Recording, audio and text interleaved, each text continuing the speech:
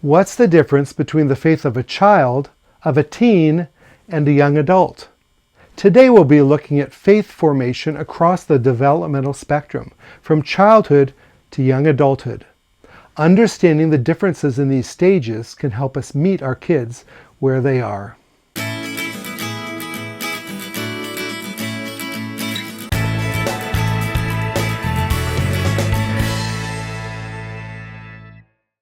My name is John Gehrig. This video is part of a series on teen development and can be watched individually or in a group with your student leaders. There are discussion questions included at the end of each video. You can also find a link in the description below where you can download notes, including a chart that clearly lays out the characteristics of the age groups that we will be discussing today. In previous videos, we've talked about the physical, cognitive, and social development of adolescence.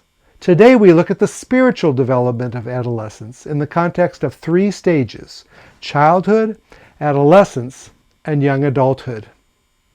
Childhood, ages 6 to 12, is the stage we call nurture because adult influence is a very important factor in the development of faith at this age. The period of adolescence, ages 12 to 18 years of age, we will call peer influence, because relating with peers plays a heightened role in faith development. And young adulthood, generally 18 and older, we name testing. These young people are grappling with deeper life questions to discover who they are in the world. It is important that the church specifically addresses the needs of children, teens, and young adults. Each group needs opportunities to interact with Scripture and faith in ways that are relevant to their particular age. First, let's discuss how these three groups see the world. Their view of the world can be compared to glasses through which they look at life. Kids in the first group see the world through concrete events. If you've watched videos about cognitive development, you may remember that kids have not yet fully mastered abstract thinking. Therefore, many abstract things in the Bible, including Jesus' parables, are still beyond their practical comprehension. They also have difficulty seeing someone else's point of view and are not able to grasp a lot of nuances. They usually see the world in black and white. With this group, concrete stories from the Bible are a good way to engage their interest and strengthen their faith. Teenagers, however, have reached a new level of thinking and are able to understand more abstract ideas. They can already understand the point of view of others. Their friends' opinions become very important to them. They see the world through the lens of relationships, group interaction with Bible passages, or discussions about motivations of biblical characters, or wrestling with moral dilemmas, and giving them space to hear each other's thoughts are very good approaches for teens. Young adults have all the abilities that adolescents have, but to a more advanced degree. The glasses through which they see the world are concepts. They evaluate the world around them and tend to question underlying assumptions and implications of what they've always taken for granted. It can be helpful for young adults to offer spaces where their doubts can be addressed. There are other ways to look at these different stages of faith formation. One scholar who has studied the stages of faith in particular is James Fowler. He noticed that kids imitate the faith of adults, parents, grandparents, Sunday school teachers, etc. In teenagers, we've already noted that faith can be influenced by their peers. What do their friends think? It is critical to help teens build positive friendships with each other and with leaders. As teens move into adulthood, they may begin to think, my parents used to tell me what to believe, then my friends, now I'll decide for myself. If we look at history, we see that revolutionaries were mostly young people because they challenged the status quo. They can be idealists. In the church, we often see that it is the young adults who may often question the way things are done. They have a desire to try other forms of worship or maybe even other religions. It is this age when many leave the church, either temporarily or for good. Each group also tends to have its own picture of God. Kids imagine him to be a distant, gray-haired old man. After all, he is old because he has been around so long. Relationships are important to teenagers, and they tend to think of God as a friend who helps them. That's why songs about Jesus as a friend are so popular with teenagers. And young adults see God as the source of truth. The American psychologist Lawrence Kohlberg noted that moral development also goes through different stages. This is not always age-specific, since even an adult can be stuck in an earlier stage of moral development. But we will look at 3 levels in particular. Kohlberg's earliest level is called the pre-conventional level. At this age, right or wrong behavior is usually regulated by reward or punishment. One characteristic of this level is, what you do to me, I do to you. Kids often operate at this level, and some adults too. I remember when our kids were little, we would hear a scream and run to their room. One child would say, "He hit me." What did the other child usually say? "Well, he started it." A higher level of morality, according to Kohlberg, is when a person thinks about what is socially acceptable. What are society's standards?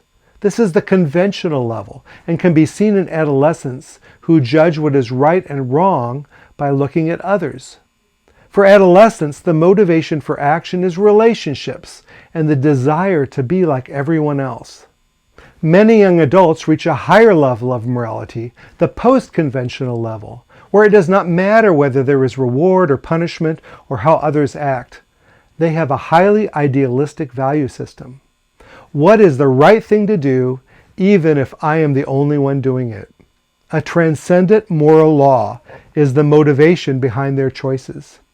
One day, on my way to the university where I taught, I was thinking about how to explain these different levels of moral development to my students. Suddenly, I saw a great illustration. I was standing at a stoplight among other people going to work. There weren't many cars, so some people looked left and right and ran across the street at the red light. Perhaps they realized there would be no negative consequences, being run over or caught by a policeman. Or maybe they thought about a reward, time enough for another cup of coffee before work. Shortly after this, another group decided to cross. They may have thought, everyone else is crossing the road on red, so it must be okay. I'll cross too. The third group waited for the green light, no doubt thinking, a rule is a rule. Even if others break it, I'll wait for the green light. They were not influenced by positive or negative motives or the example of others, but by their value system of what is right and wrong. Another difference between kids and teens and young adults is the reason they participate in their group. When a kid comes to Sunday school, he wants to know, what are we going to do? What are our activities? And will they be fun? Teens who are a little behind in development may still be asking this question. But for real adolescents, that question is secondary. They want to know, first of all, who's going to be there? I remember one time we planned a great picnic in a beautiful park. I was inviting a girl from our group to the trip. And what do you think was her first question? Who's going? If her friends are going, of course she's going. I'm always careful not to ask in a group message, who's going to camp? If 3 kids in a row say, no, I'm not going, then it's harder to get the rest of the kids interested. Instead, I would ask a few kids privately and then ask the others, who's coming to camp? Cody, Bailey, and Julia are all going. Young adults don't care so much about the activities or who else is going. For them, the more important question is, why are we doing this? Is this something worthwhile? They may come to an event knowing absolutely no one, but with the expectation that it is important for them to be there. Most churches understand the need for defined age groups for their various ministries to kids, teens, and young adults. But even if the kids in your group are in the same age group, you may still be dealing with different developmental stages. For example, girls are usually a year or 2 ahead of boys socially and emotionally and be responding like teenagers, while the boys still act like children. What do you do? Sometimes it works to separate the girls and boys into different groups altogether. Or you could spend some of the time together and some of the time separating the kids by gender. In one group, we often had Bible study and games with all the teens together and then separated the boys and girls for prayer time. The girls were already talking seriously about life and praying for each other, while the boys would give short answers, pray for school or my grandma, and end after a couple of minutes. I just had to find something to keep the boys busy while the girls were still praying. So, for teenagers, it's relationships that are key. Who will be there? I have found that teens who don't have friends in the group usually don't stay around long, unless their parents force them to come. To encourage connections, I usually plan a good amount of time at the beginning of a meeting on socializing, having snacks, asking them to share about something, playing interactive games, and so on. Thank you for watching this video about the spiritual development of teens. If you enjoyed this video, don't forget to give it a thumbs up and check out our free materials on the Youth Ministry 22 website. The next video in this series is about the relationship between teens and their parents. Thank you so much for your interest in student ministry. God bless you. See you next time.